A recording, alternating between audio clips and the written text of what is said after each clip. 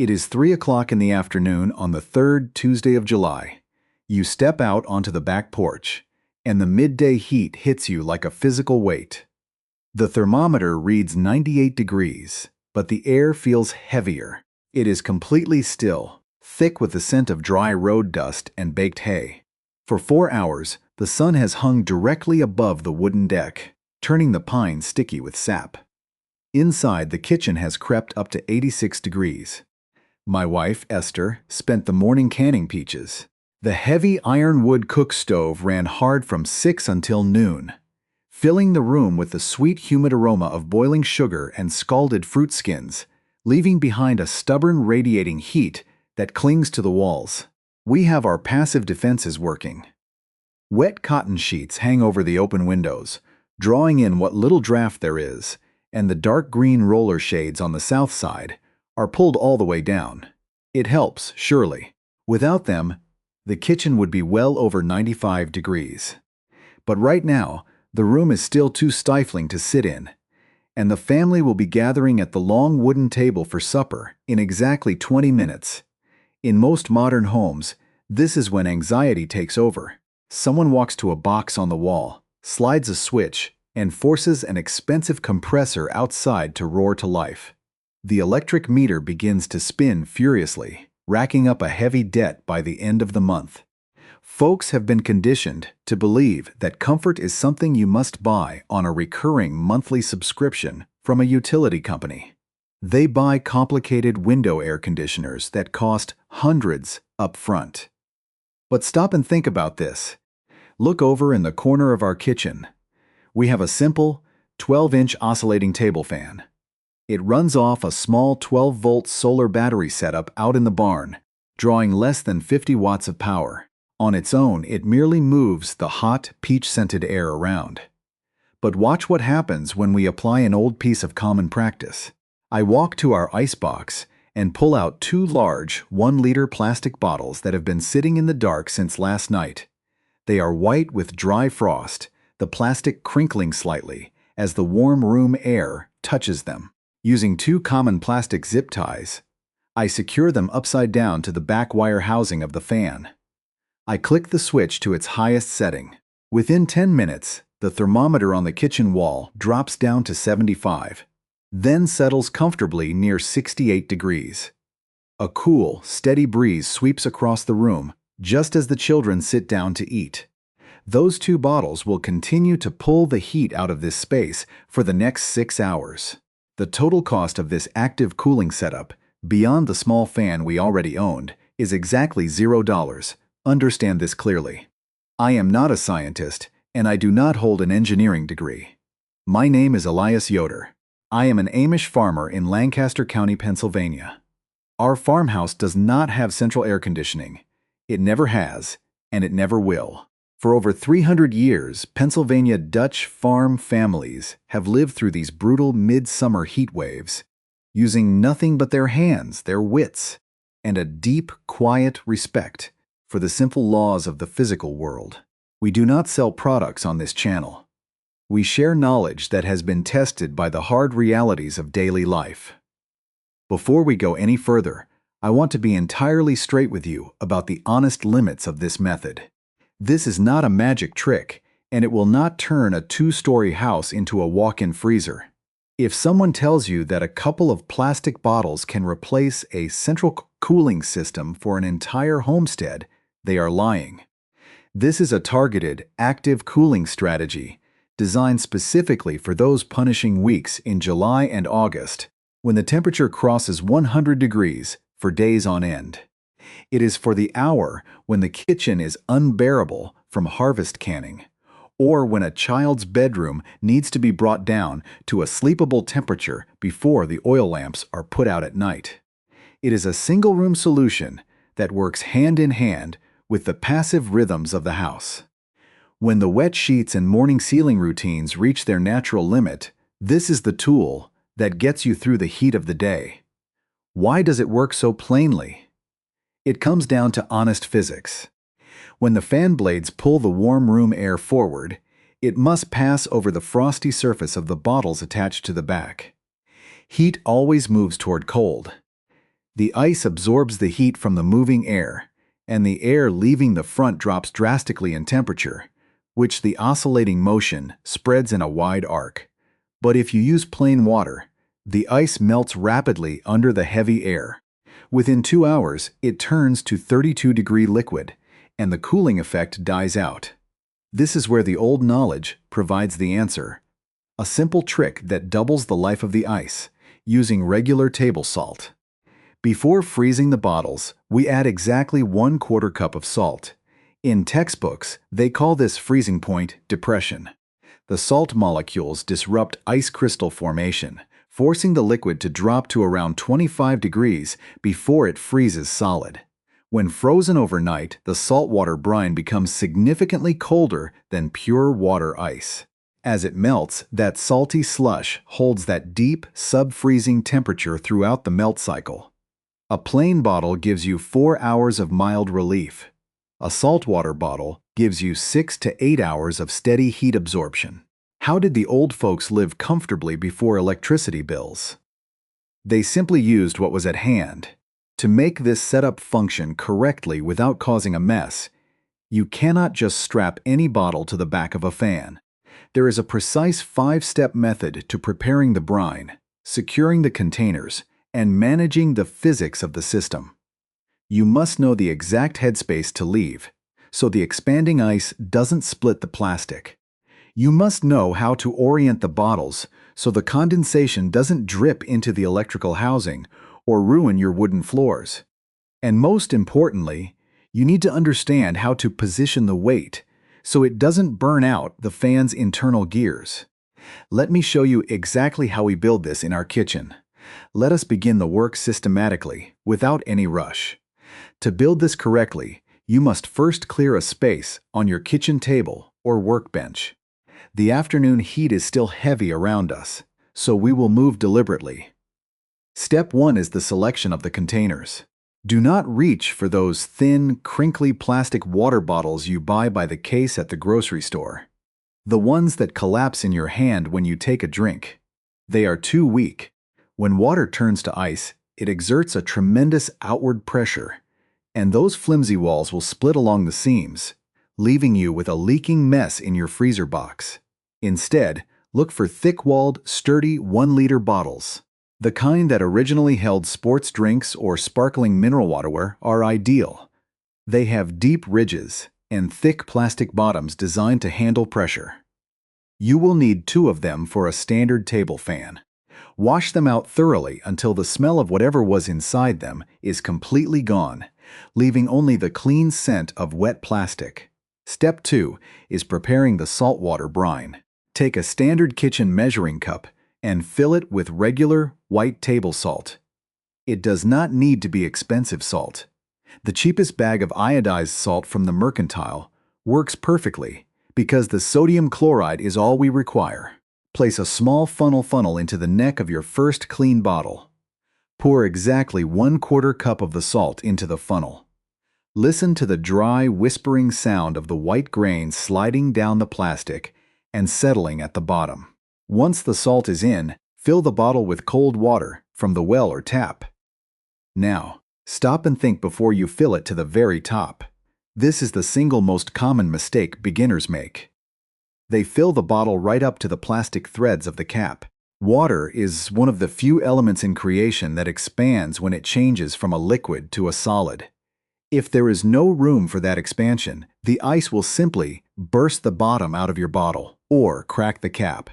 Leave exactly 1 inch of empty space at the top of the bottle, what we call head space. This empty pocket of air gives the freezing water the room it needs to grow. Screw the cap on as tightly as your fingers can manage. Now, lift the bottle and shake it vigorously. You must shake it for a full 2 to 3 minutes until your forearm begins to ache. Watch the water change from a cloudy, milky gray color back to a state of perfect clarity. Look closely at the bottom corners. If you see any white crystals settled there, keep shaking. Every single grain of salt must be entirely dissolved into the water, creating a uniform brine solution. Repeat this exact process with the second bottle. Step 3 is the freezing process, and it requires patience. Take your 2 prepared bottles and place them flat in the deepest, coldest part of your freezer or ice box. Because of the salt we added, this liquid will not freeze at 32 degrees like a puddle on the road. It must drop much lower before the ice crystals can lock together. For this reason, you cannot rush the freeze cycle. Do not pull them out after 4 or 5 hours just because the outside feels firm. Leave them in the dark of the freezer for at least 12 hours, though 18 hours is safer. When you retrieve them tomorrow afternoon, they will look entirely different from regular ice. They will be a solid, opaque, milky white color, covered in a fine, dry white frost that instantly sticks to the skin of your palms. If you tap the side of the frozen bottle with the blunt edge of a pocket knife, it should emit a dull, dense thud, like striking a seasoned block of white oak. If it feels soft or gives a hollow click, your freezer is not cold enough, or you accidentally added too much salt. Stick strictly to the quarter cup measurement. Step 4 is mounting the bottles to your fan, and safety comes first here. Walk to the wall and pull the electrical plug completely out of the socket. Never work on a machine that is connected to the power. Take the front wire grill off the fan housing. On most common models, this grill is held in place by 4 small plastic clips around the rim that you can pop open with your thumb or small metal screws. Remove the front grill carefully and set it aside on the table. Now, take your first frozen bottle and turn it completely upside down, so the narrow plastic neck points toward the floor and the wide, flat bottom points toward the ceiling. Understand this layout clearly. If you mount the bottles right side up, the heavy weight of the ice sits too high. When the fan begins its slow, swinging oscillation from side to side, that top-heavy weight will strain the small plastic gears inside the fan's turning mechanism, stripping them until the fan can no longer move on its own. By flipping the bottles upside down, the center of gravity stays low and stable. Take 2 long, thick plastic zip ties, the heavy-duty kind we use out in the barn. Thread the first zip tie through the thin ventilation slots on the back plastic housing of the fan motor. Wrap it securely around the narrow neck of the upside-down bottle and pull the end. You will hear that sharp, rhythmic zip-zip-zip sound as the plastic teeth lock into place. Pull it until it is snug, but do not over-tighten yet. Run the second zip tie through the upper ventilation slots and around the wide body of the bottle. Now pull both ties until the bottle is locked tightly against the back of the fan frame. Do the identical step with the second bottle on the opposite side of the motor housing. They should sit evenly balanced, like 2 cold saddlebags on a working horse. Before you go any further, you must check your clearances. This is where a hasty builder ruins their equipment. Take your index finger and slowly spin the fan blade by hand from the front. Watch the tips of the blades as they pass the back housing. The spinning blade must clear the plastic surface of the bottles by at least ½ an inch. If a bottle is crooked or pushed too far forward through the vents, the spinning blade will strike it with a loud, destructive clatter, cutting the plastic and burning out the fan motor in minutes. If it is too close, snip the zip ties and reposition the bottle further back against the outer frame. Once you are certain the blades spin in complete silent freedom, snap your front wire grill back into place. Step 5 is managing the moisture.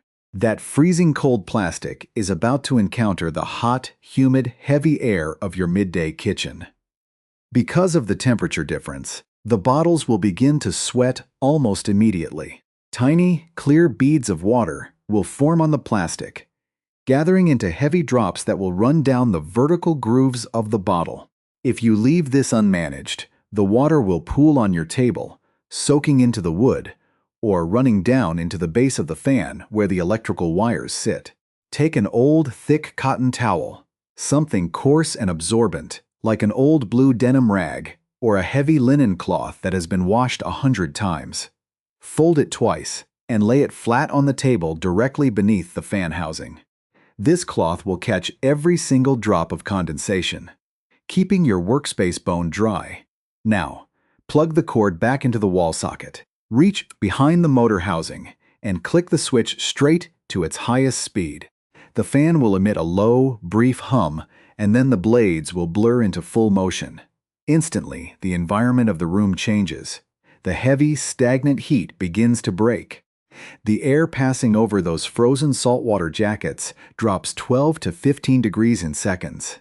As the fan begins its slow, steady oscillation, sweeping that crisp breeze from the left corner of the room to the right, you will feel the physical relief hit your face.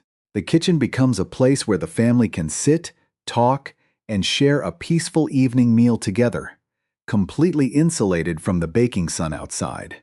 While you sit there at the kitchen table, watching the fine mist of condensation gather on those white bottles, and feeling the heavy afternoon airlift from your skin, it is right that we stop and think about the unseen laws that are making this happen. There is no mystery here, and there is no magic. What we are witnessing is simply the natural order of the world, operating exactly as it was designed to do. To truly master a traditional craft, you must understand not just the mechanics of the build, but the deeper reasons behind why the method succeeds or fails. Let us look at the heat itself first. Modern folks often look at cold as if it were a physical force, something you can manufacture and spray into a room like water from a hose. But that is an incorrect way of seeing. In the physical world, cold does not exist as an active entity. It is simply the absence of heat. Heat is the real substance. It is pure energy, a constant movement that is always seeking balance. Think of heat like rainwater falling on a high ridge. It will always flow downhill, seeking the lowest, emptiest spot until it finds a level plain. In our kitchen, the 86-degree air is the high ground, full of restless energy. The frozen bottles are the deep, empty valley. The heat in the air cannot help itself. By the unyielding laws of creation, it must flow directly into the ice. When the fan pulls that warm kitchen air across the plastic walls of the bottle, a profound exchange occurs. The restless energy in the air leaves it, passing through the thin plastic into the ice. Because the air has lost its heat energy, it slows down, grows dense, and drops in temperature before the blades throw it across the room toward your chair. But there is a second, heavier law of nature working inside those bottles. And it is the real reason this method can hold a room cool for 6 hours instead of 60 minutes. Scholars call it latent heat, but we can understand it better by looking at a common chore around the farm. Imagine you have a heavy timber laying in the dirt and you need to lift it up onto the bed of a wagon. As long as you are lifting that timber off the ground, all of your strength, every ounce of sweat and muscle, goes entirely into the act of changing its position. You are working as hard as you can, but the timber isn't moving down the road yet. It is just rising through the air. Ice behaves the exact same way when it changes its state from a solid to a liquid. When the ice inside our bottle reaches 32 degrees, it does not instantly warm up to 33 degrees the moment heat touches it. No, the ice must first undergo the exhausting work of melting. It takes a massive amount of heat energy just to break those solid ice crystals down into liquid water. While that melting is taking place, the temperature of the ice and the water around it stays locked exactly at 32 degrees. The bottle acts like a sponge, absorbing an incredible volume of heat from your kitchen air without warming up even 1 degree itself, until the very last sliver of ice has disappeared. Now, let us look closely at the salt trick we performed, because this is where we altered the natural timeline to our advantage. If you examine pure water under a powerful glass, you will see that when it grows cold, the tiny particles lock hands in a perfect, orderly pattern, like children playing a game in a circle. They do this easily and reliably the moment the thermometer touches 32 degrees. But when you dissolve a 1/4 cup of common table salt into that water before freezing, you are introducing an unruly element into that orderly circle. The salt particles act like a pack of rowdy hounds running through the children's game. They disrupt the grip of the water particles, getting between them and preventing them from locking hands. Because of this constant disruption, the water molecules cannot form their solid structure at the normal temperature. They must slow down significantly more. The environment must get much colder before the ice can finally set. We have forced the water to freeze at 25 degrees instead of 32. Because the resulting ice block is 7 degrees colder from the start, it possesses a much greater capacity to pull heat out of the air. More importantly, as that salty ice slowly melts back into a liquid brine, the slushy mixture stays well below the freezing point of regular water for nearly the entire life of the cycle. You have fundamentally stretched the clock, forcing the bottle to work twice as hard for the exact same amount of space. But understand this clearly. This method has rigid boundaries, and we must be entirely honest about where this tool fails. The physical laws that make it work in our Lancaster County kitchen will betray you if you attempt to use them under the wrong conditions. First, let us speak of the space itself. This is a small volume method. It works perfectly in a 12 by 15 foot room with the door shut. It works because the volume of air is small enough for a 12-inch fan to recycle the entire room's atmosphere through those cold bottles multiple times an hour. If you place this setup in a modern home with an open concept floor plan, high vaulted ceilings, or wide archways leading to other rooms, it will fail completely. The cold air will simply spill out across the floor like water on a flat stone, dissipating into the massive volume of heat before you ever feel its benefit. It requires walls, and it requires a closed door to trap the comfort where you need it. Second, we must look at the condition of your local air, specifically the humidity. Here in Pennsylvania, our summers are humid, but they are not like the deep swamps of Mississippi or the coastal regions of the South. This method relies heavily on dry heat absorption. If your home is located in an environment where the humidity inside the room is already near 90%, where the air is so thick with water vapor that your clothes feel damp just sitting in the drawer, this fan setup will struggle in extremely high GH humidity. The moisture in the air will hit those freezing bottles and turn into a torrential sheet of condensation almost instantly. As that water vapor changes from a gas to a liquid on the plastic walls, it actually releases its own hidden heat directly onto the bottle, melting your ice block at double the normal speed. In those thick, swampy conditions, your bottles will not last 6 hours. They will be reduced to lukewarm brine in less than 3, and the towel underneath will be completely saturated. It is a method for dry or moderately humid heat. It is not a weapon against a tropical swamp. Finally, you must consider your source of replenishment. This method is entirely dependent on your ability to freeze the bottles solid between uses. If you are living off-grid with a small, struggling 12-volt refrigerator that can barely keep a quart of milk cold, or if your home freezer is packed so tight with summer beef that the air cannot circulate, you will not be able to drop the saltwater brine down to the necessary 25 degrees. It requires a strong, deep freeze overnight to set the trap for the heat the next afternoon. If you cannot provide that solid freeze, the method remains nothing more than a pleasant thought. Stop and think about these boundaries before you begin. If your room is too large, if your air is too wet, or if your freezer is too weak, do not waste your salt and your time. But if your conditions match the parameters, if you have a single hot room that needs targeted relief on a dry, blistering July afternoon, this simple arrangement of plastic, salt, and moving air will deliver exactly what we promised, without ever asking you for a dime of your hard-earned money. But there are small, subtle nuances in how you run this system over a long heat wave that dictate whether you find true comfort or simple frustration. There are specific ways to sequence your bottles if you have a multi-day emergency. And there are old habits regarding the placement of the fan in relation to your windows that can change the results entirely. Let me show you how to manage the system over time. When you look at this modern plastic table fan and these two repurposed water bottles, It is easy to assume that this setup is a modern invention, a clever shortcut, born of the internet age. But that would be an error.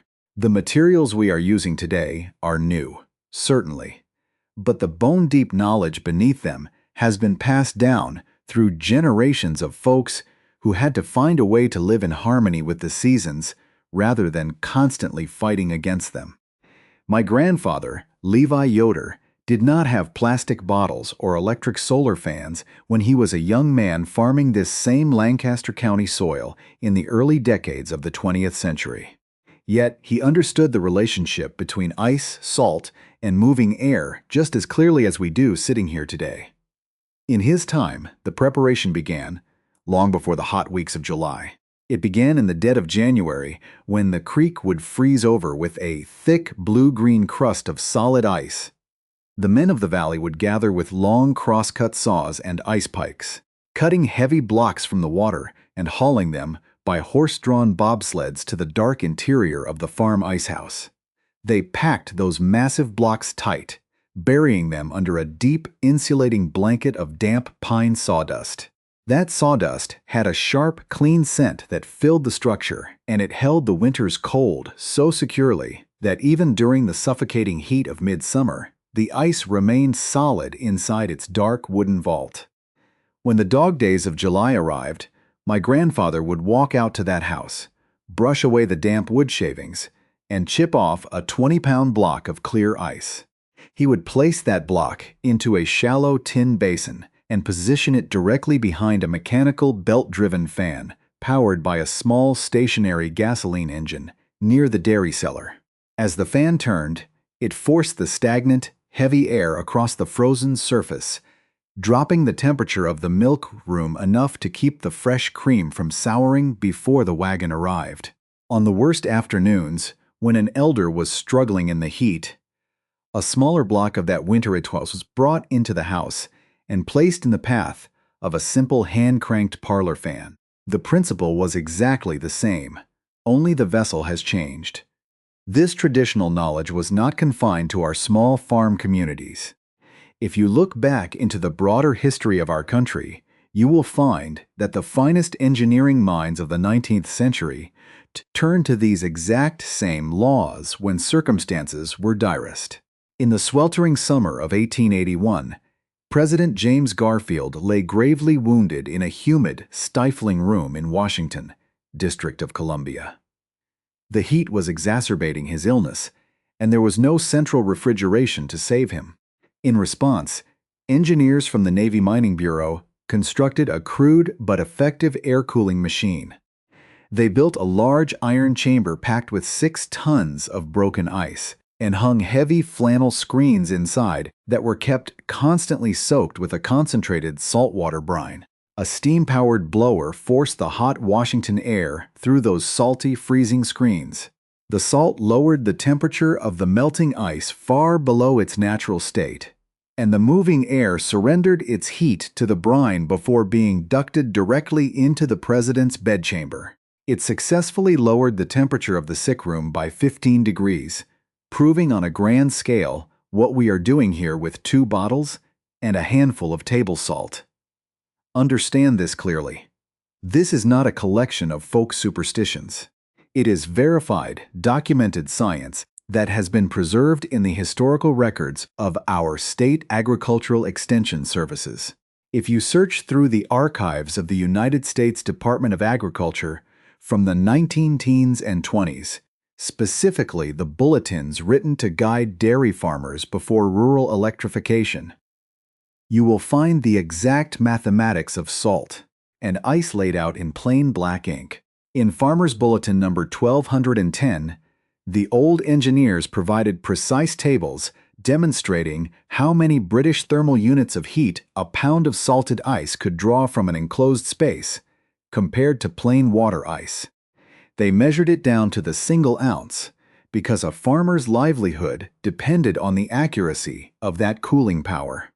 Even today, if you visit a modern university laboratory, you will find researchers studying what they call phase change materials for modern architecture.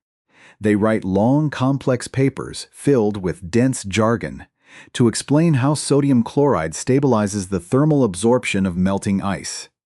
The words they choose are different, but the fundamental truth remains identical. The modern laboratory merely confirms what the old folks knew by the simple weight of the milk pail and the sweat on their brows. Stop and think about what this means for you and your household today. We live in a world where folks have been trained to feel entirely dependent on complex, expensive machinery that they do not understand and cannot repair on their own. When the power grid strains under the weight of summer or the monthly electric bill climbs higher than a family can comfortably manage, a sense of helplessness can easily settle over a home. But true self-sufficiency does not require a large fortune or a specialized degree. It requires only the willingness to look at the simple, proven solutions of the past and put them to work with your own two hands. I invite you to take this knowledge out of the realm of theory and bring it into your own kitchen tomorrow afternoon. Do not merely watch this text, test it for yourself. Find an old table fan that has been sitting quiet in your shed or basement. Save 2 sturdy plastic bottles from the recycling bin. Measure out your quarter cup of salt. Dissolve it thoroughly until the water clears and let your freezer do its quiet work during the cool hours of the night. Tomorrow, when the sun hangs heavy over your porch and the room begins to stifle, tie those frost-covered bottles to the back frame, lay down your cotton towel, and turn the switch. Sit at your table with your family and feel the cool breeze change the environment of your home. You will realize that real comfort does not have to be bought on a monthly bill. It can be claimed for the price of a handful of salt and a quarter hour of deliberate, thoughtful labor. That is how the old folks lived well through the hardest seasons, and that is how we keep the tradition alive today, by using it.